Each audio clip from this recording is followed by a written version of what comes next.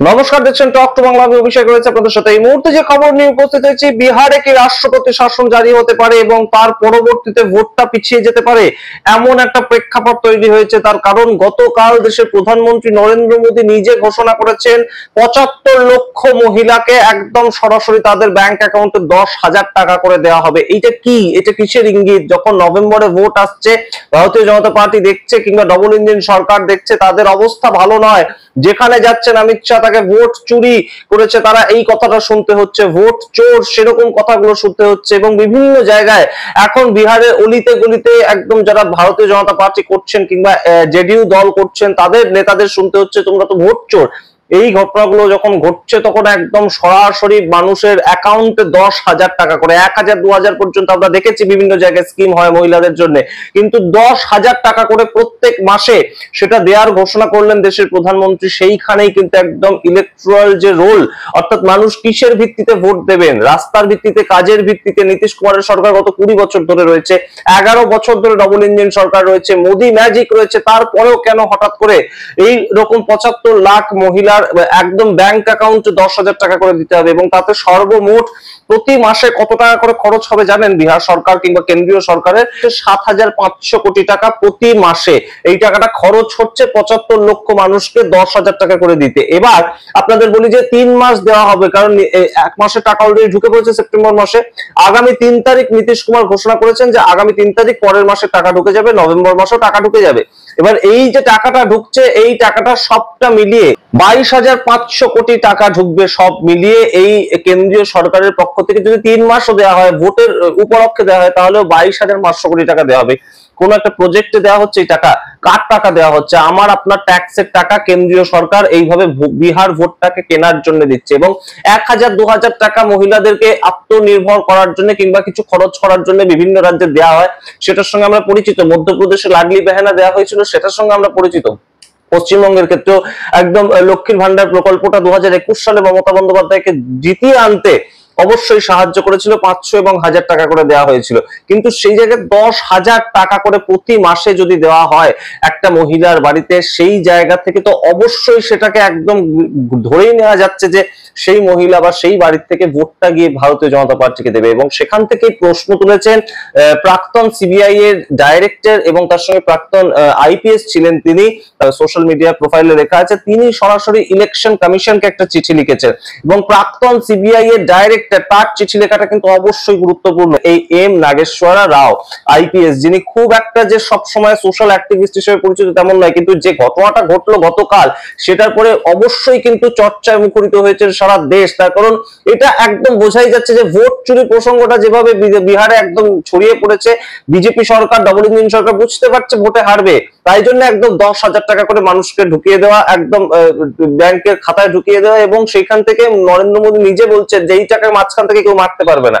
সুতরাং বুঝতে পারছেন যে এই মুহূর্তে একদম ভোট কিনে নেওয়ার যে একটা প্রকল্প, এটাকে বলা যেতে পারে, সেই জায়গা থেকেই কিন্তু একদম সরাসরি একদম dear Election Commission of India তাদেরকে উদ্দেশ্য করে লিখছে যে ৭৫ লক্ষ মহিলাকে বিহারে ১০,০০০ টাকা করে দেওয়া হচ্ছে। এর মাধ্যমে যে ভোটটা হবে সেটাকে একদম নিরপেক্ষ ভোট হবে বলে আপনারা মনে করছেন? বহু বড় চিঠি লিখছেন, আমরা তার জিস্টটা আপনাদেরকে দেখিয়ে দিচ্ছি, তাছাড়া চিঠিটা সম্পূর্ণ আপনারা পড়তে পারেন।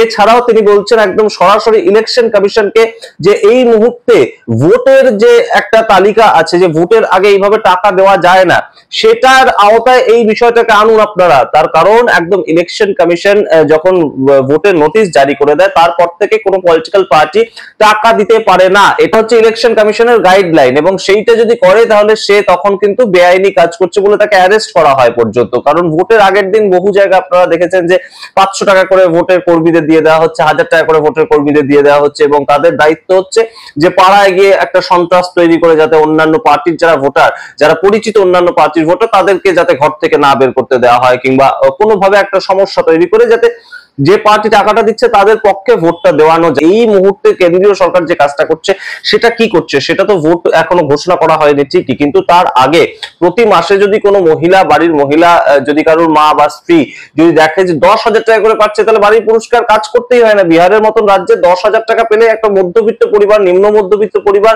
হেসে খেলে চলে যায় মাসের পর মাস। তাহলে সেই ক্ষেত্রে এইটা যে একটা ঘোষণা করা হলো, এটা কিসের ভিত্তিতে ঘোষণা করা হলো? এম নাগেশ্বর রাও সেই প্রশ্নটা তুলেছেন। এবং সবচেয়ে গুরুত্বপূর্ণ বক্তব্য তিনি রেখেছেন, রাষ্ট্রপতিকে ট্যাগ করেছেন। এই চিঠিটা তিনি যে সোশ্যাল মিডিয়ায় লিখেছেন, রাষ্ট্রপতিকে ট্যাগ করে লিখেছেন যে আপনি এই যে নীতিশ কুমারের সরকার যেটা শেষ হবে, যেটা টেনিয়ার শেষ হবে, তার পরবর্তী 6 মাস অন্তত ভোটটাকে সাসপেন্ড করুন, একদম সরাসরি বিহারের রাষ্ট্রপতি শাসন জারি করুন, এটা আপনি পারেন।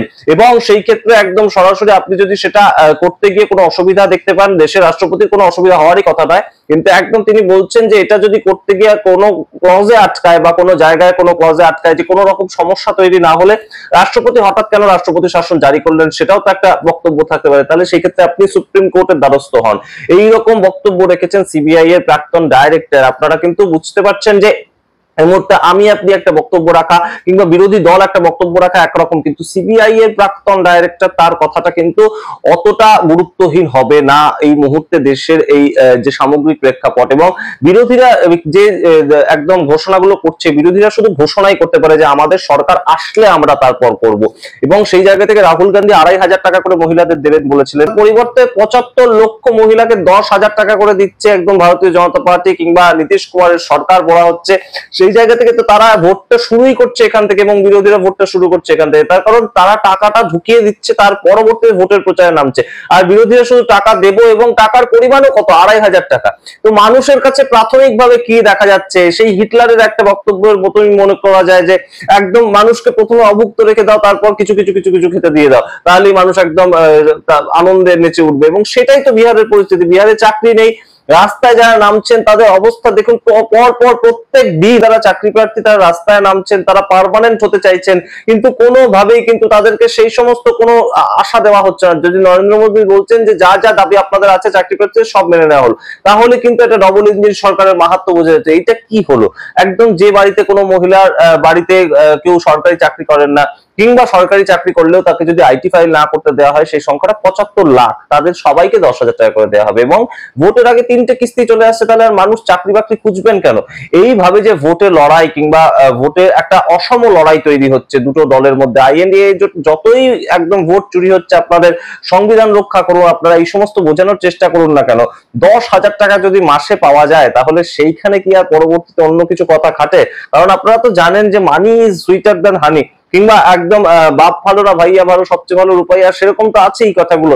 সুতরাং সেই জায়গায় যদি একদম তেজস্বী প্রচার করতে যান যে আমরা 2,500 টাকা করে দেবো সরকার আসলে, ওরা তো একদম সাধারণ মানুষ, যারা একদম সাধারণ মানুষ বা একদম ফ্লোটিং ভোটার, যারা কোনো দলের পক্ষেই তারা ভোট দেন না, যে কোনো দলকে যে কোনো সময় চুজ করতে পারেন, তারাই কিন্তু অ্যাকচুয়াল ভোটার, একদম ক্ষমতায় আনতে পারেন কাউকে কিংবা বিরোধীর জায়গায় বসাতে পারেন কাউকে।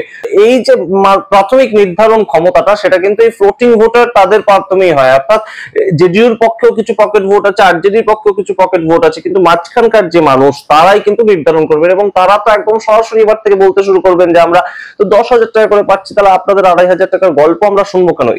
এরা তো অলরেডি আমাদের খাতায় ঢুকিয়ে দিয়েছে, আপনারা তো কিছু ঢোকাননি। এইভাবে যদি ভোটটাকে একদম কন্ট্রোল করা হয়, তাহলে তো অবশ্যই এই মুহূর্তে বেশ খানিকটা একদম ইলেকশন কমিশনের যে গাইডলাইন, সেইটা কোথাও গিয়ে লঙ্ঘিত হচ্ছে, তেমনই কিন্তু মনে করছেন এম নাগেশ্বর রাও। এবং তিনি সিবিআই এর প্রাক্তন ডাইরেক্টর ছিলেন, প্রাক্তন আইপিএস ছিলেন। তার লেখা যে চিঠি রাষ্ট্রপতির উদ্দেশ্যে, সেটা দেখা যাক কিছু হয় কিনা।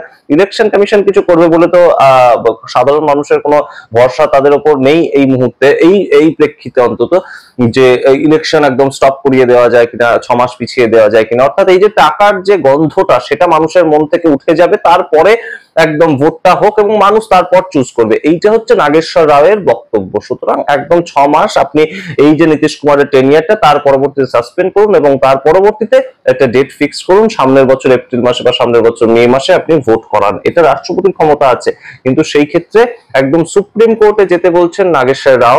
সেটা করেন কিনা রাষ্ট্রপতি কিংবা সুপ্রিম কোর্ট কোনো হস্তক্ষেপ করে কিনা, কোনো বিরোধীরা একদম এই বিষয়টা নিয়ে সুপ্রিম কোর্টে যান কিনা, পরবর্তীতে আমরা তেমন বিষয়গুলো হলে অবশ্যই আপনাদের জানাবো। কিন্তু এই মুহূর্তে বিহারে 10,000 টাকা করে প্রত্যেক মহিলাকে, 75 লক্ষ মহিলাকে একদম ব্যাংকে অ্যাকাউন্টে ঢুকিয়ে দেওয়া, সেটা কিন্তু একটা নজিরবিহীন ছবি। ভোট কিনে নেওয়ার একদম রীতিমতন একটা দিনের আলোর মতন স্পষ্ট একটা পদক্ষেপ। এবং ভোট কিনতে বাধ্য হচ্ছে নরেন্দ্র মোদী সরকার বা ডবল ইঞ্জিন সরকার। আর কোনো উপায় নেই। যেভাবে অমিত শাহের মুখে ভোট চুরি এই কথাটা বলে দিয়েছেন বিহারের মানুষ, যেভাবে সাধারণ মানুষ একদম ভোট চোর গাদ্দি চোর এই স্লোগানটার সঙ্গে অভ্যস্ত হয়ে গিয়েছে, সেখানে এইভাবে টাকা একদম ছড়ানো ছাড়া আর কোনো উপায় কি দেখতে পেলেন না নরেন্দ্র মোদী? মোদী ম্যাজিক কি তাহলে পুরোপুরি শেষ হয়ে গেল? এই প্রশ্নগুলো উঠছে। আপনারা কি মনে করেন? সামগ্রিক প্রতিবেদনের ভিত্তিতে অবশ্যই কমেন্ট বক্সে কমেন্ট করুন। দেখতে থাকুন টক টু বাংলা। অবশ্যই টক টু বাংলা ইউটিউব চ্যানেলকে সাবস্ক্রাইব করে দিন। ধন্যবাদ।